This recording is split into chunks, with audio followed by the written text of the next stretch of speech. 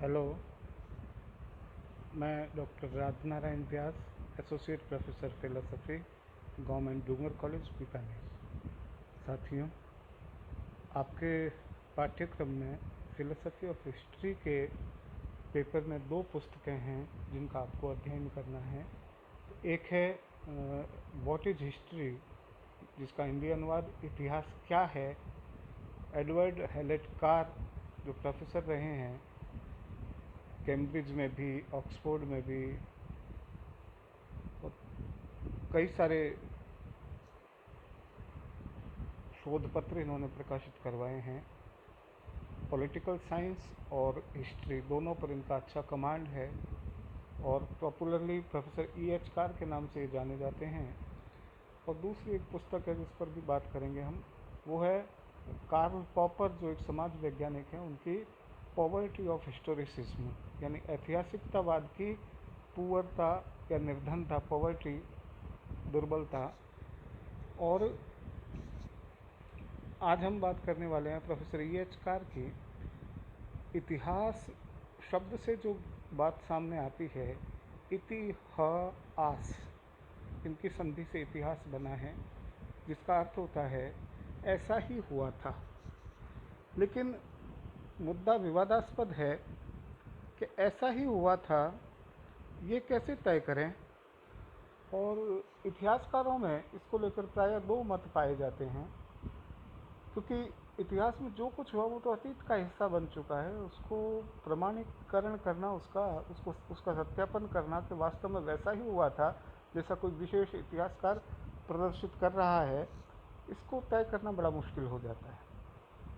इतिहास में जो भी इतिहासकार प्रस्तुत करेगा उसकी अपनी रुचियाँ अरुचियाँ, उसके अपने लाइकिंग डिसलाइकिंग, उसकी दुर्बलताएं स्वयं की, उसके पूर्वाग्रह दुराग्रह जो भी हैं, मानवीय दुर्बलताएं जो भी रहती है, सब्जेक्टिविटी इतिहास में आए बिना रह नहीं सकती। इसीलिए हम देखते हैं कि मोटे तौर पर इतिहासकारों में दो भेद पाए जाते हैं। कुछ जो अनुभववादी वर्ग के इतिहासकार हैं वो ये दावा करते हैं कि इतिहास तथ्यों पर आधारित और पूर्णतः वस्तुनिष्ठ होना चाहिए, इतिहास का जो आदर्श स्वरूप है। और वास्तव में इतिहास क्या है कि वो तथ्यों का संकलन है। हमारे पास सारे तथ्य अगर आ जाएं तो हम एक कंप्लीट इतिहास की रचना कर सकते हैं। इसमें सब्जेक्टिविटी का कोई रोल नहीं रहता, जैसा परसीव किया जाए वैसा ही लिखा जाए। लेकिन ये एक अतिवादी आदर्शवादी संकल्पना है, ऐसा कभी हो नहीं पाया है अब तक, और शायद हो भी नहीं पाएगा 100% ऑब्जेक्टिव इतिहास लिखा जाना। दूसरी ओर जो दूसरे इतिहासविद हैं वो ये दावा करते हैं कि इतिहास में दरअसल व्याख्याएं होती हैं। इतिहास में तथ्य तो बहुत थोड़े होते हैं, मुख्य रूप से व्याख्या होती है कि किसी घटना को हम कैसे व्याख्यायित करते हैं। और इन्हीं व्याख्याओं के जोड़ से इतिहास बनता है कि समाज पर उस समय की परिस्थितियों में किसी व्यक्ति के कार्यों का कैसा प्रभाव पड़ा, इसका मूल्यांकन करते हैं इतिहासकार अपनी अपनी दृष्टि से। तो ये केवल तथ्यों का जोड़ नहीं है, बल्कि ये व्याख्याओं का जोड़ इसको कहा जा सकता है, विभिन्न इतिहासकारों द्वारा की गई किसी घटना की व्याख्या। पर आप ज़रा देखें कि इसमें एक प्रॉब्लम तो रहती है कि दोनों ये जो सिद्धांत हैं, तथ्यपरक और व्याख्यापरक, ये दोनों एक जैसे अतिवादी छोर पर खड़े हैं, दोनों तरफ दो टू एक्सट्रीम्स पर खड़े हैं। और प्रोफेसर कार इनके बीच में मध्यम मार्ग अपनाते हैं। वो कहते हैं इतिहास न केवल तथ्यों का कोरा संकलन मात्र है और न ही ये व्याख्याओं का एक झुंड है, बल्कि ये तथ्य और उसकी व्याख्याएं दोनों को मिलाकर इनके बीच में एक संतुलन, एक बैलेंस बनाने की बात करते हैं प्रोफेसर कार। और वही वास्तव में ये इतिहास का सही स्वरूप मानते हैं। तो जैसे इतिहासकार के उद्देश्य की चर्चा करते हुए प्रोफेसर रैके ने कहा था कि इतिहासकार का काम है जो कुछ जैसा था उसको ठीक वैसा ही दिखा देना। इस सूक्ति ने परवर्ती इतिहासकारों की पीढ़ियों को वस्तुनिष्ठता के आग्रह से अभिभूत कर दिया। लेकिन इतिहास का जो कुछ सचमुच कैसा था इसका निर्णय कौन करेगा? प्रोफेसर कार ने अपनी इस पुस्तक में इसी प्रश्न का समकालीन उत्तर प्रस्तुत करते हुए दिखाया है कि इतिहास के तथ्य आमतौर पर वे तथ्य हैं जिन्हें इतिहासकारों ने विवेचना के लिए चुना है। जैसे यूरोपीय इतिहास में आप जानते हैं कि लाखों लोगों ने रूबिकॉन नदी को पार किया होगा, लेकिन इतिहासकार हमें विश्वास दिलाता है कि केवल सीजर का रूबिकॉन नदी के पार जाना महत्वपूर्ण था। वस्तुतः ऐतिहासिक तथ्य जिस रूप में हमारे सामने प्रस्तुत होते हैं वे अपने युग के मूल्यों से प्रभावित इतिहासकार द्वारा अविकसित व्याख्या के लिए किए गए चुनाव का ही प्रतिफलन होते हैं। भले ही पूर्ण वस्तुनिष्ठता असंभव हो, इतिहासकार की भूमिका न तो कम होती है न इतिहास का सम्मोहन कम होता है। यह पुस्तक जो EH कार की पुस्तक है व्हाट इज हिस्ट्री, इसमें इन दोनों ही बातों के प्रति ये पुस्तक हमें आश्वस्त करती है। ये पुस्तक तो वास्तव में कैम्ब्रिज विश्वविद्यालय की 1961 में ट्रेवेलॉन भाषणमाला एक स्पीच सीरीज उन्होंने रखी थी, उसमें प्रोफेसर कार ने जो भाषण दिए उनके संकलन का पुस्तकाकार रूप में प्रस्तुतिकरण है ये पुस्तक। प्रोफेसर कार ने ये प्रमाणित कर दिया इस पुस्तक द्वारा कि वो न केवल विशिष्टतम आधुनिक इतिहासकार हैं बल्कि इतिहास दर्शन के भी एक अत्यंत महत्वपूर्ण सिद्धांतकार भी हैं। अब हम देखें कि इस पुस्तक के जो 6 अध्याय हैं, पहला अध्याय है इतिहासकार और उसके तथ्य, दूसरा है समाज और व्यक्ति, तीसरा है इतिहास, विज्ञान और नैतिकता, चौथा इतिहास में कार्य कारण संबंध, पांचवा इतिहास प्रगति के रूप में और छठा एक फैलते हुए क्षितिज। ये 6 ही अध्याय हैं इस पुस्तक के। तो प्रोफेसर कार के ही शब्दों में, क्योंकि अच्छा भाषण देते हैं कार और बड़ा सरस प्रस्तुतिकरण करते हैं, रोचक और चुटीला सा, तो इतिहास क्या है इस प्रश्न के जवाब को ढूंढते हुए कार कहते हैं कि कोई इस प्रश्न को निरर्थक या अनावश्यक न समझ ले, इसलिए कैम्ब्रिज मॉडर्न हिस्ट्री के पहले और दूसरे संस्करणों से वो 2 अंश उद्धृत करते हैं।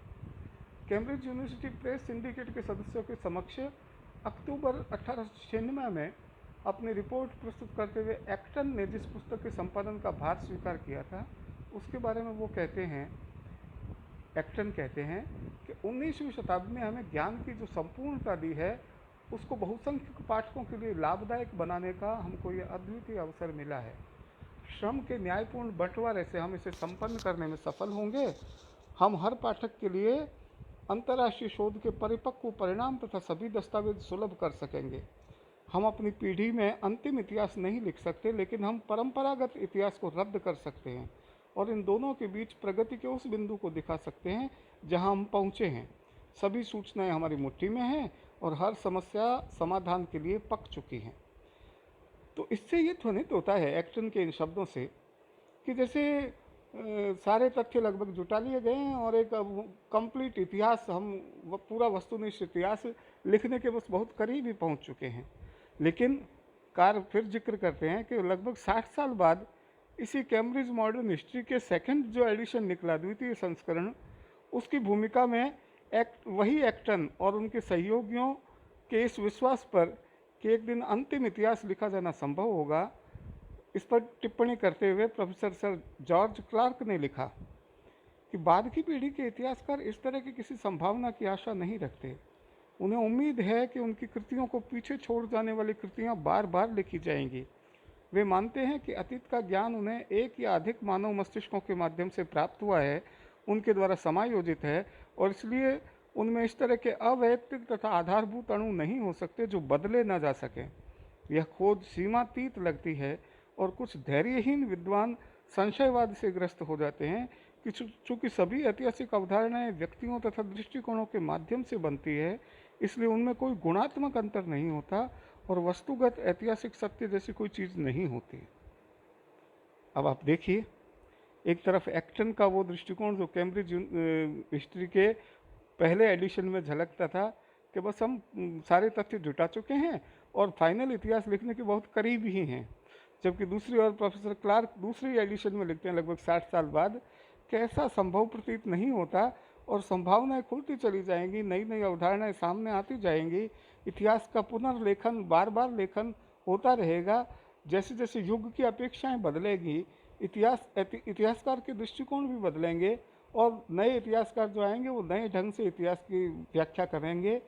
तो यहाँ इतिहास के पंडित एक दूसरे के चरम विरोध में वक्तव्य दे रहे हैं, तो उस क्षेत्र में की खोजबीन तो होनी ही चाहिए, ऐसा कार मानते हैं। तो उनके अनुसार